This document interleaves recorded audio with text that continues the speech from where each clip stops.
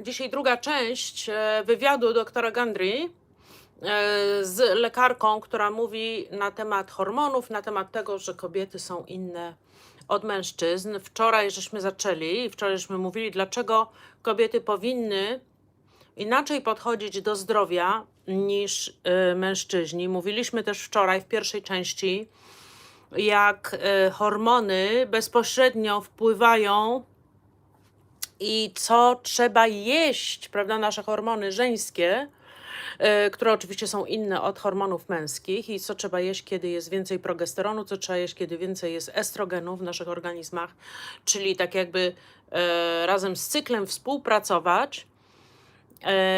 Mówiliśmy wczoraj na temat odkładania się wagi, prawda, u kobiet i dlaczego to występuje. Mówiliśmy też o tym, jakie kobiety mają przyzwyczajenia w naturalnych cyklach i jakie jest współuzależnienie, prawda, tego, co jemy od naszego cyklu. Mówiliśmy dużo o dwóch hormonach, które są bardzo silne, i o tym, jak należy poprawiać jedzenie i jakość i ilość jedzenia w czasie, kiedy te hormony dominują. Mówiliśmy o tych czasach, kiedy i jak to występuje, jak progesteron i estrogen zasilają nas i co robią z naszym apetytem. Mówiliśmy też, w jaki sposób kobiety powinny i czy w ogóle powinny i kiedy powinny robić głodówkę. Mówiliśmy o głodówce czasowej i zaczęliśmy mówić o strategiach premenopauzy i menopauzy, w jaki sposób to wszystko pogodzić. I na tym żeśmy zakończyli, więc dzisiaj będziemy kontynuować. Oczywiście super wideo, naprawdę bardzo dużo cennej wiadomości tutaj od doktora Gundry i oczywiście od tej lekarki, która napisała 2 książki.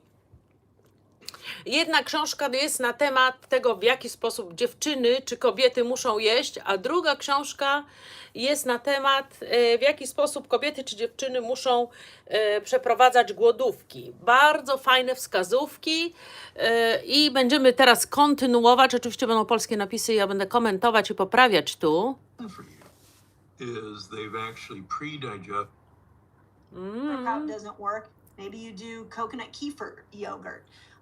But adding some of these good nutrients in that feed your microbes start changing those. Mówiliśmy też bardzo dużo wczoraj i teraz kontynuujemy na temat odżywiania naszych bakterii jelitowych. Is they've actually pre-digested polyphenols for you, but more importantly, they contain postbiotics, which your microbes actually have to have. There's an assembly line to make, for instance, butyrate. You have to have other short-chain fatty acids to actually empower your butyrate-producing bacteria to make butyrate. And if you don't have those, they can't make the final product. So, to jest prawda, że musi być ustabilizowana ta homeostaza wszystkich probiotyków i wszystkich szczepów, bo inaczej nie będziesz w stanie wytwarzać nawet maślanu, prawda? And important, right? Incredibly important. Yeah. The other interesting thing on this change of cravings that happen during perimenopause is a new study I saw recently about the GLP-1 hormone that is made by our microbes. Yep. And hormon, który jest wytwarzany przez nasze mikroby. Toxic fat. So you go into perimenopause, kiedy wchodzisz w okres okołomenopauzalny i spożywasz oleje, które są toksyczne, one zabijają niektóre mikroby. A więc zamiana złych tłuszczy na dobre tłuszcze.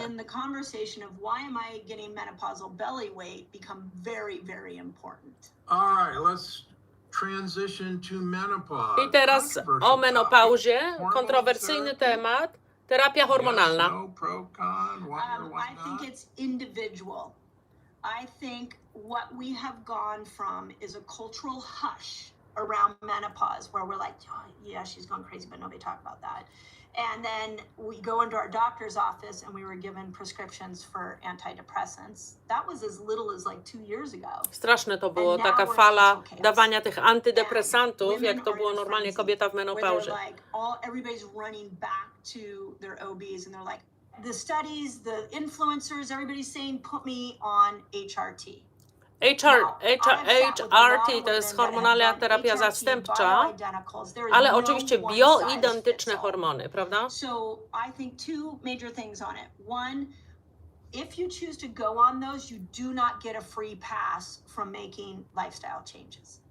You still have to make Tak, lifestyle i to jest changes. bardzo ważne, i to And jest I ważne found we that the women that- wszystkim.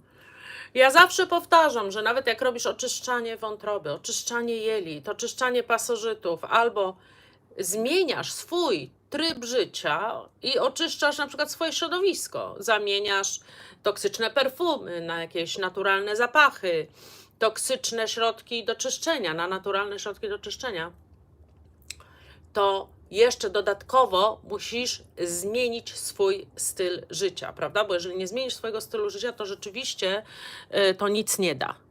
The lifestyle changes, like the ones many that we're talking about, just don't require as big of a dose of HRT, and you probably have seen this. Same thing. Yeah. Correct. So we're losing the self-empowerment. And everything I want to teach is about how women have more control over their body than they've been taught.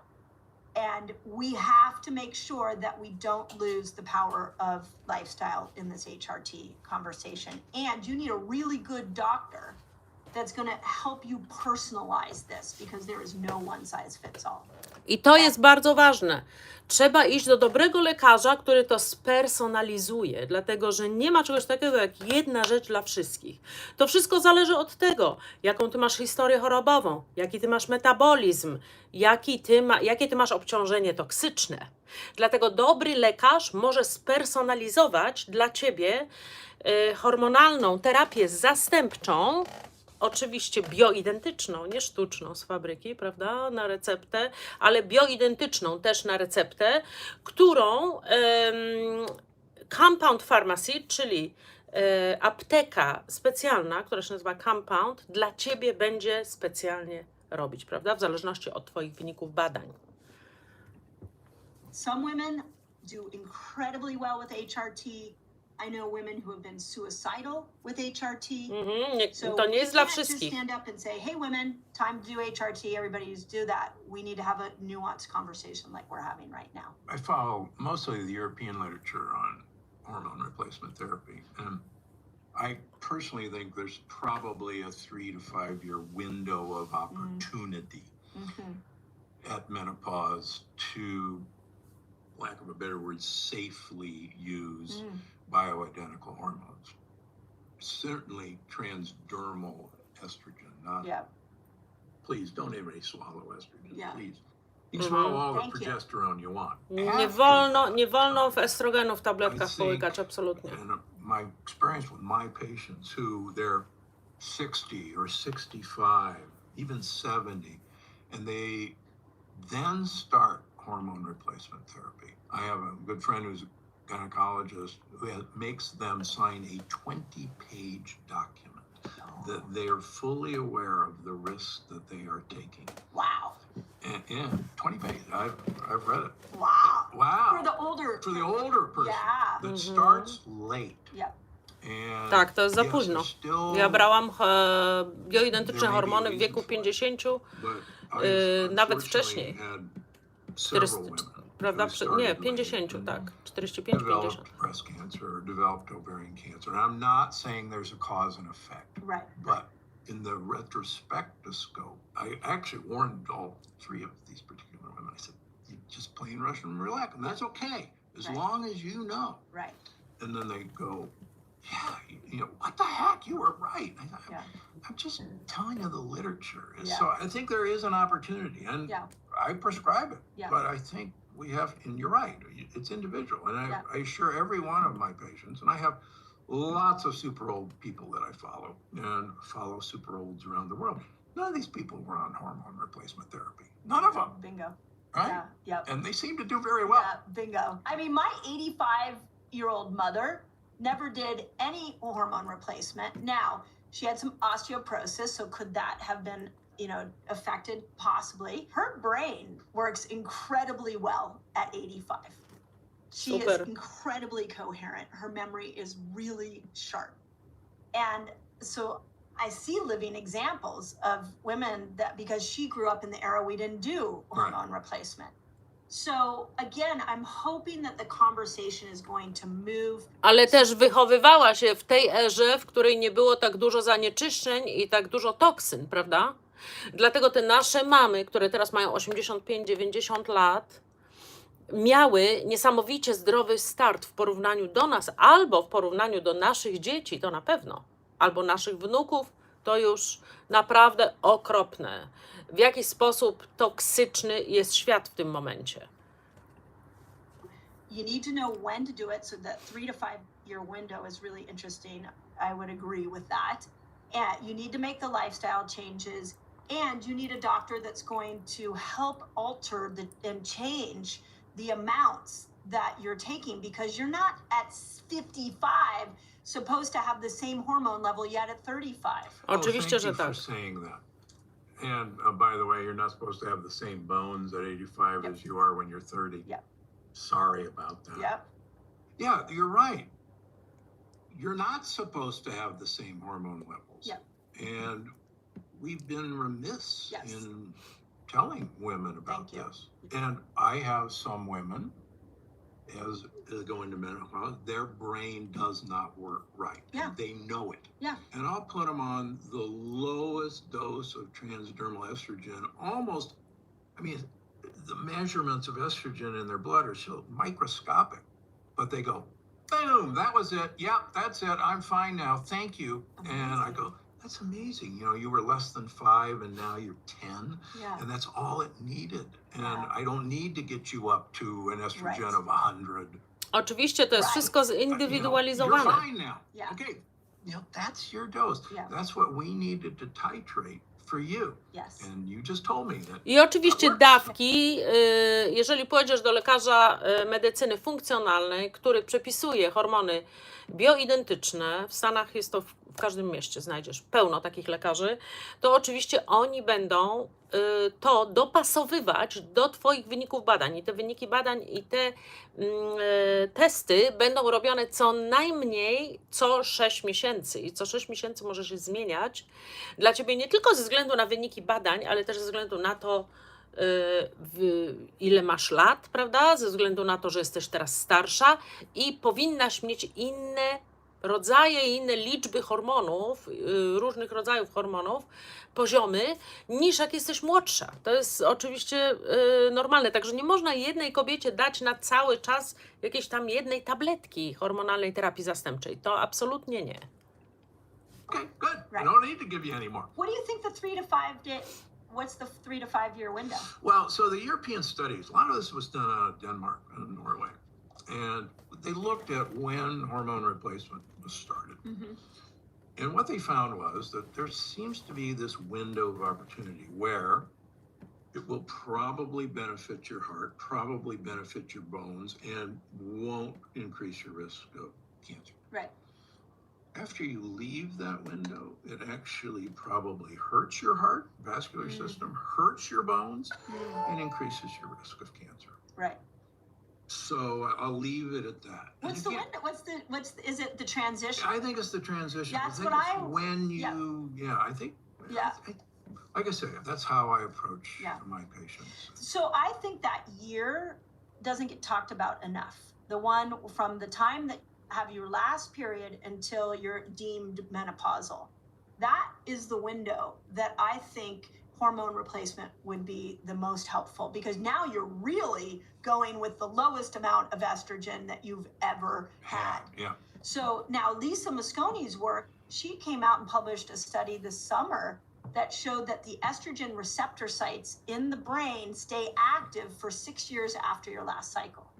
So you So put there all, you go. yeah, there you go. You put that all together. That seems like the most pivotal time to me to be going in with hormone replacement. And Dale Bredesen, who wrote The End of Alzheimer's, who's become a good friend, he's particularly with the ApoE4 patients that he and I see. He's a big fan of low-dose estrogen for these women. Again, depending on when I see them, but he and I are both big fans of Pregnenolone therapy.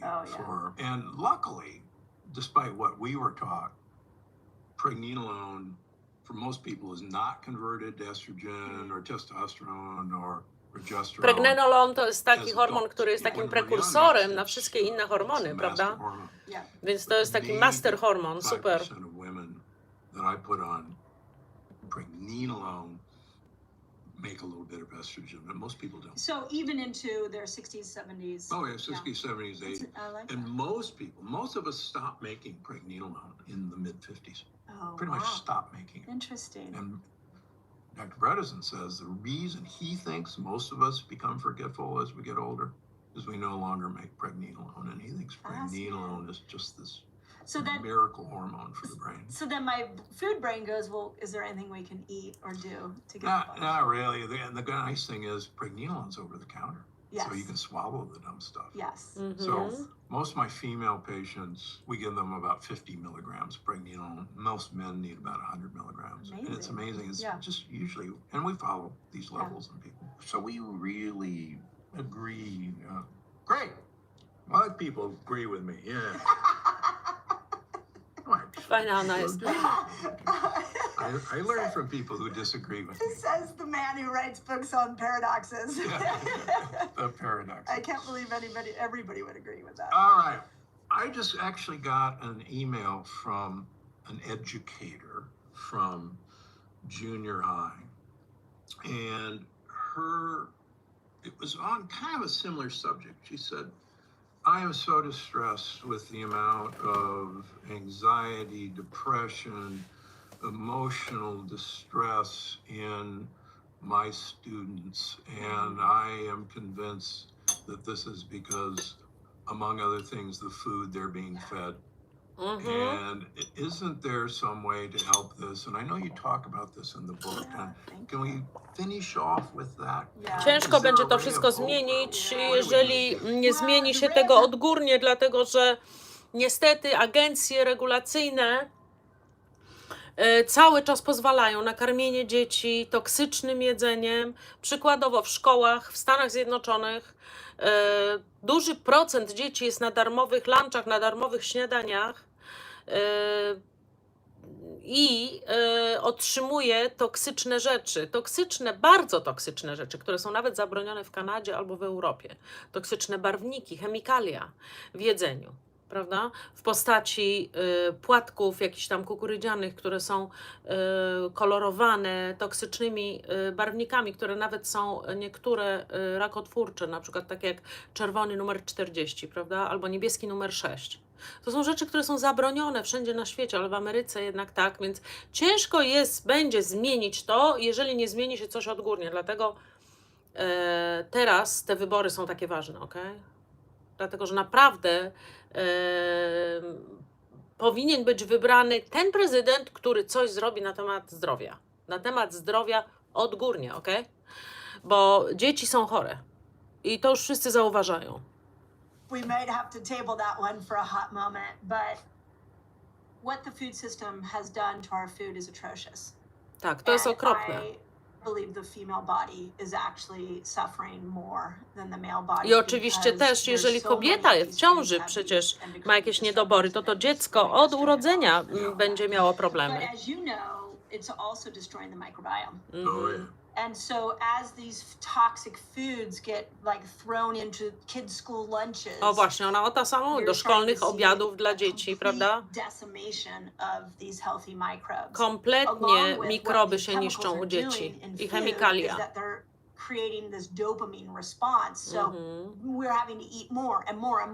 I my się przyzwyczajamy i coraz więcej i więcej ze względu na tą dopaminę jemy tych rzeczy, prawda?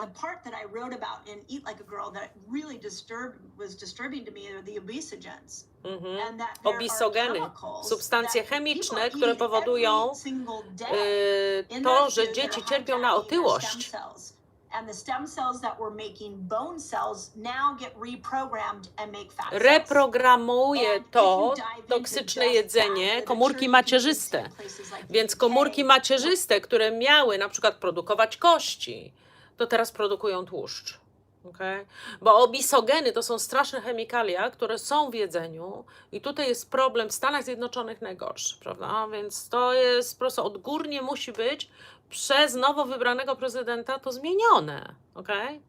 A tylko jedna strona chce zrobić coś na ten temat. Kids we have a lot of stem cells, as you know, when we're little, they're getting reprogrammed and the height of kids is shorter and shorter and kids are getting fatter and fatter. That is coming from foods that are being poured into our system and that is a crime and needs to stop. Tak, to jest przestępstwo i należy położyć temu kres. We educate ourselves. In the book I have a whole page on Bardzo ważna jest edukacja. Czytać etykiety składników, a jeszcze lepiej kupować takie jedzenie, które nie ma etykiet, prawda? Na marchewce nie ma etykiety.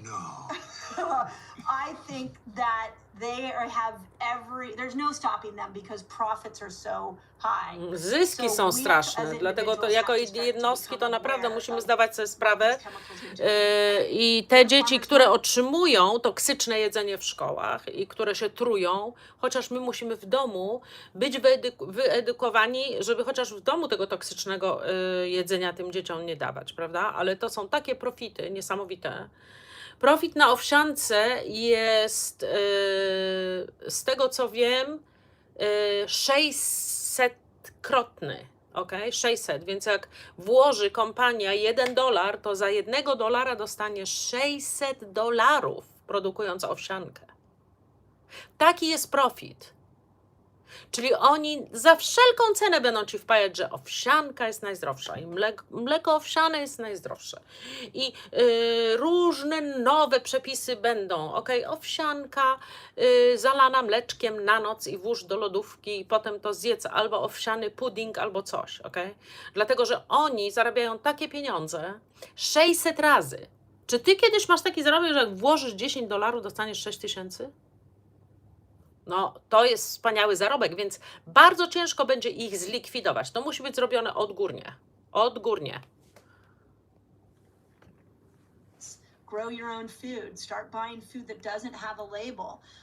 O, to samo mówi. Kupuj jedzenie, które nie ma etykiety. Prawda?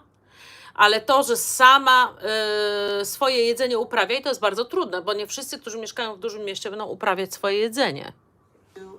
Ale ci, którzy mogą. Tak, to jest najbardziej toksyczny czas w historii ludzkości.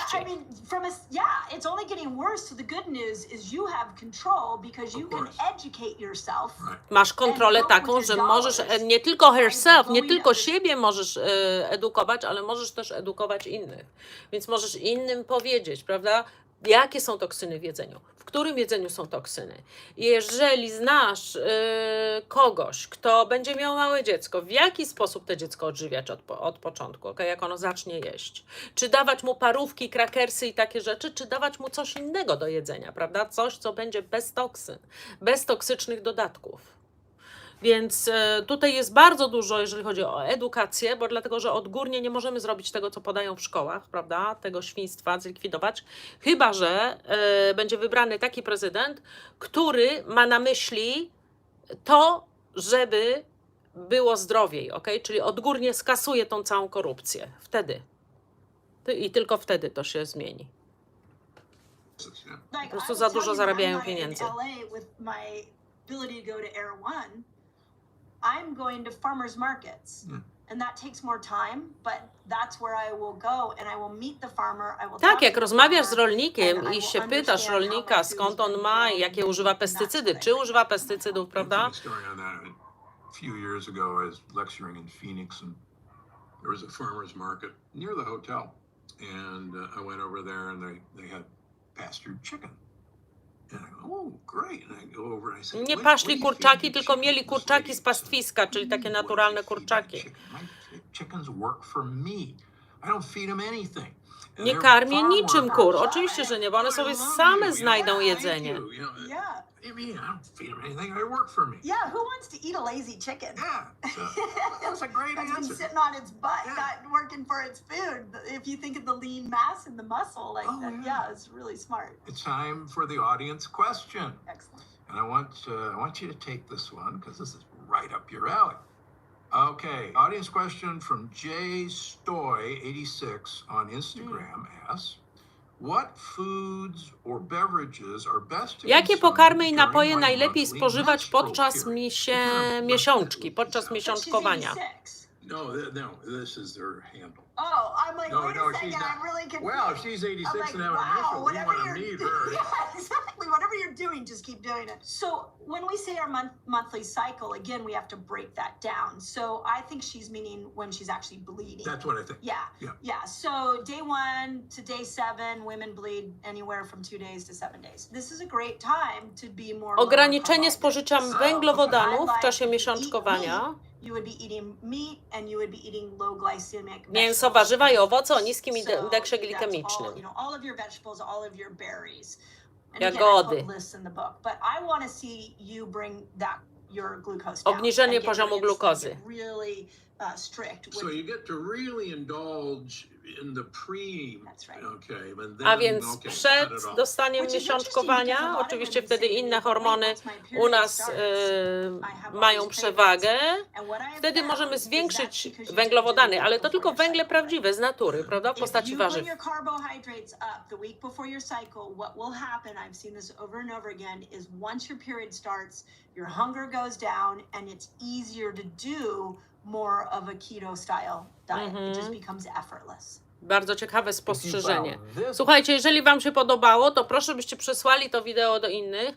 Proszę, żebyście też subskrybowali mój kanał, dali mi więcej paluchów w górę, bo nikt nie dał paluchów w górę, nie wiem co się dzieje, ale proszę, oczywiście, jeżeli kogoś znacie, jakąkolwiek kobietę, okay, która się zmaga, która nie wie w jaki sposób odżywiać się w czasie swojego cyklu, to możecie przesłać jej część pierwszą i część drugą tego wideo.